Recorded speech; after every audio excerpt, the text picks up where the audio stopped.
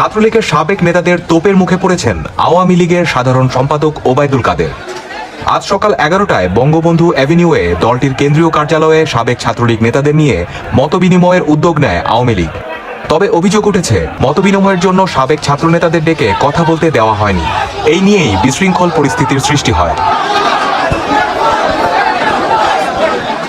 জিয়াউর রহমান সেরকম একটা ভণ্ড মুখোশধারী মুক্তি।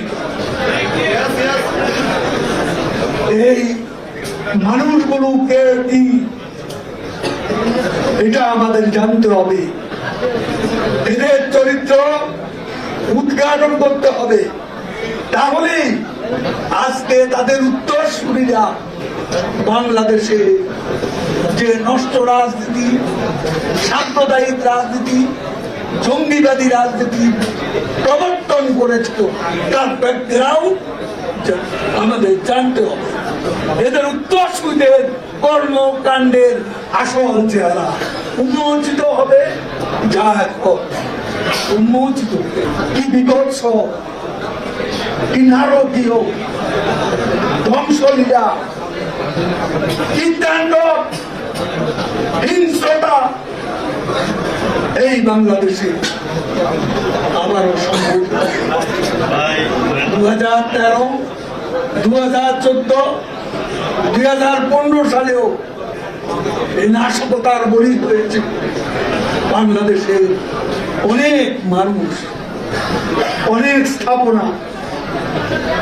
এবার তারা বঙ্গবন্ধু কন্যা শেখ হাসিনা মুক্তির সংগ্রামের কাণ্ডারি, তার যে অর্জনগুলো, স্বাধীনতা বঙ্গবন্ধুর অর্জন, আর মুক্তির সংগ্রামে পদ্মা সেতু সব যে অ্যাচিভমেন্ট গুলো, এই অ্যাচিভমেন্টের পর তারা আঘাত পেয়েছে। বারবার চেষ্টা করেছে পদ্মা সেতুতে মাওয়া টানতে, জাজিরা টানতে, আগুন দিতে, কিন্তু স্থানীয় জনগণ, পুলিশের প্রতিরোধের তারা সফল হয়েছে। সেতু ভবনে ঢাকা এলিভেটেড এক্সপ্রেস, হানি ফ্লাইওভার, বিটিভি ভবন, আজকে সেতু ভবন সম্পূর্ণরূপে জ্বালিয়ে দেওয়া হয়েছে। আমাদের ইতিহাস, ঐতিহ্য, সংস্কৃতি ধারক যে বিটিভি, সেই বিটিভিকে ভস্মীভূত করা।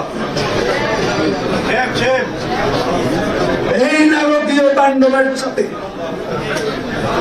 আজকে আমাদের লড়তে হচ্ছে একসাথে, লড়তে হবে একসাথে। মানবিধান সব ভুলে যেতে হবে।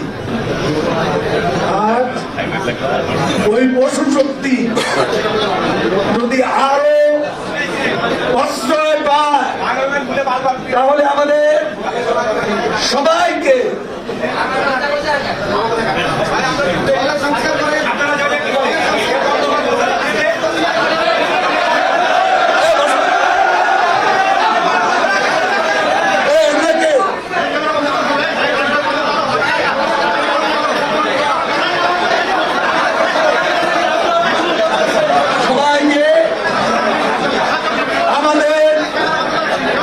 ঐক্যবদ্ধ হয়ে লড়াই করতে